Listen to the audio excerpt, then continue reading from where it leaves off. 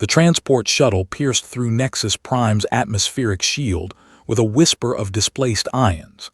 Daniel pressed his face against the viewing port, watching the impossible architecture of the galaxy's most prestigious academy materialize below. Spires of crystallized starlight twisted into the clouds, connected by bridges that seemed to defy the very concept of gravity. First human in 3 centuries, the pilot, a Vexthari with 6 compound eyes, muttered without turning around. "Hope you survive orientation." Daniel swallowed hard. The acceptance letter had arrived 6 months ago, encoded in a quantum frequency that had made his head buzz for days. Earth's coalition had celebrated. One human, finally deemed worthy of the Cosmic Academy of Advanced Sciences. They didn't mention that the last human attendee had vanished under mysterious circumstances. The shuttle bay doors irised open, revealing a vast hangar filled with species Daniel had only seen in classified xenobiology texts. A crystalline being refracted light into impossible colors. Something that looked like sentient smoke drifted past. A creature made entirely of mathematical equations flickered in and out of perceivable dimensions. Then he saw her. Orla stood at the edge of the landing platform, her datapad glowing with bioluminescent script. She wasn't human, not entirely. Her skin held an opalescent quality that shifted between violet and silver, marking her as Lunari, one of the moon-dweller species from the Andromeda sector. But her eyes, those sharp amber eyes, tracked Daniel with an intensity that made his pulse quicken. "Daniel Cross, designation Human Earth Sol 3, she said, her voice carrying harmonics that normal vocal cords couldn't produce. "I'm Orla Vinzhera, your assigned orientation guide. Try not to die in the first week. The paperwork is exhausting." Before Daniel could respond, silence crashed over the hangar like a physical wave. Every being, all 300 species represented, stopped. Compound eyes, optical sensors, psychic receptors, all focused on him with predatory attention. "Why are they?" Daniel started. "Scanning you," Orla interrupted, pulling him forward with surprising strength. "They're detecting your pheromone signature, genetic markers, electromagnetic field. Humans are complicated." A creature that resembled a floating brain encased in liquid approached, its telepathic voice reverberating in Daniel's skull. "The human carries quantum resonance at 7.83 Hz. Schumann frequency. Impossible." "Not impossible," Orla snapped at the creature. "Just rare, move along, Cerebrus." But the Academy's population didn't move along. Instead, 4 beings stepped forward, creating a semicircle that trapped Daniel and Orla against a transport crate. The first was Kael'thar, a draconis warrior whose scales reflected light like weaponized mirrors. He stood 9 feet tall, with wings folded against his back that could span 30 feet when extended. "The human's neural pattern matches the ancient protocols," he rumbled. "I claim first right of battle courtship." "Denied," hissed Silvix, a serpentian whose body could split into multiple semi-autonomous segments. Her hood flared, displaying bioluminescent patterns that Daniel's hindbrain recognized as both beautiful and lethal. "Humans carried the genetic key to the serpentian void temples. My bloodline has searched for this resonance for millennia. I demand battle union." A figure made of condensed starlight stepped forward, her form barely maintaining cohesion in the atmospheric pressure. Celestia, one of the Starborn, beings that lived in the void between galaxies. "This human's consciousness operates on frequencies that harmonize with stellar formation."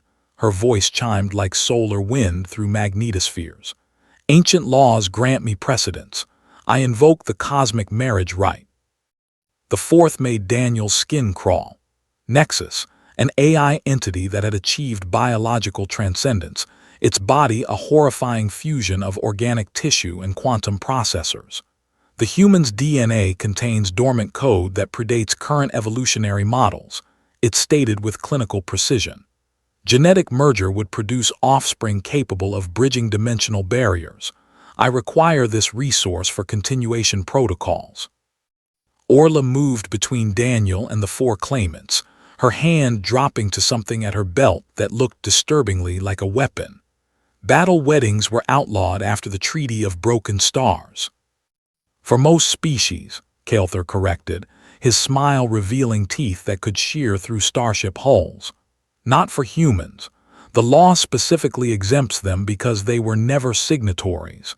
Check subsection 47 alpha of the Galactic Marriage Accords. Daniel's mind reeled. Battle wedding.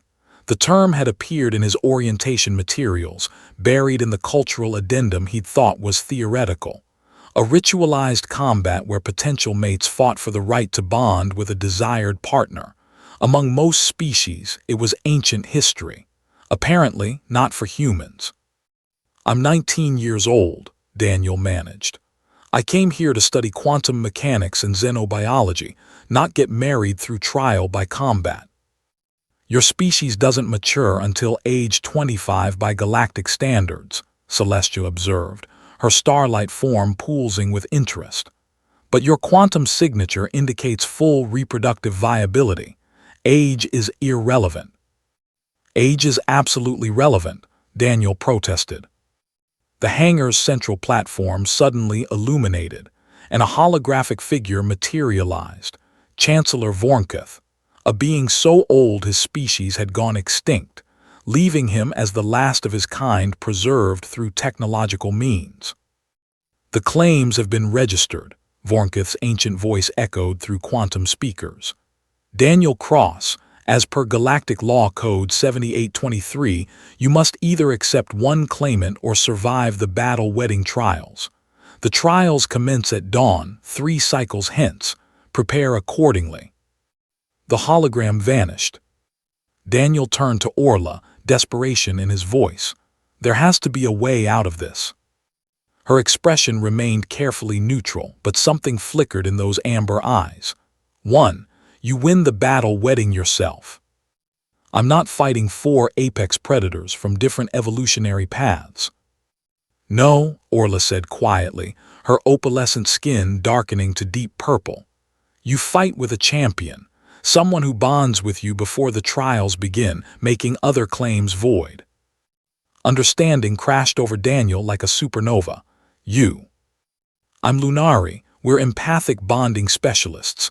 I can link with your neural pattern, amplify your quantum resonance, and together we'd register as a bonded pair. The trials would be cancelled." She paused, and vulnerability crept into her voice. "But bonding isn't temporary, it's permanent. Lunari pair bonds are psychic, emotional, genetic, forever." Daniel looked at the 4 beings still watching him with predatory intensity. Kael'thar's wings twitched. Sylvix's segments writhed with anticipation. Celestia pulsed with stellar energy. Nexus calculated probabilities with the cold efficiency of an equation. Then he looked at Orla, the orientation guide who defended him without hesitation, whose first words had been a dry joke about paperwork, who now offered to bind her entire existence to a stranger to save him from something neither of them had anticipated. "If we do this," Daniel said carefully, "we do it as equals, partners, not because of ancient laws or genetic compatibility, but because we choose it." Orla's skin flickered through a spectrum of colors Daniel couldn't name. "Lunari bonds require mutual consent and emotional resonance. I wouldn't offer if I didn't sense potential." "Potential for what?" "For something neither of our species has experienced before." She extended her hand, and Daniel saw bioluminescent patterns racing beneath her skin. "Human-Lunari bonds were theorized but never attempted. You're the first human here in 3 centuries. I'm the first Lunari to train as a battle empath. We're both anomalies." Daniel took her hand. The moment their skin made contact, his nervous system exploded with sensation. Not pain, communion. He felt Orla's thoughts brushing against his consciousness like solar wind. Her determination. Her carefully hidden loneliness in an academy where she'd never quite fit. Her genuine curiosity about the human who'd somehow made it through the galaxy's most rigorous selection process. And beneath it all, something that felt like the beginning of stars forming in cosmic dust. "The bond is initiating," Orla whispered, her pupils dilating. "Last chance to back out." Around them, the four claimants began to realize what was happening. Kael'thar roared, flames licking from his throat. Sylvix's segments split and reformed in an aggressive pattern. Celestia's starlight form blazed brighter. Nexus's processors whirred with recalculation protocols. "Too late," Daniel said, pulling Orla closer as the bond completed with a pulse of light that rippled through the hangar. "I choose the anomaly." The psychic shockwave of a Lunari-human bonding silenced the hangar once again. This time, the silence carried weight, recognition of something unprecedented.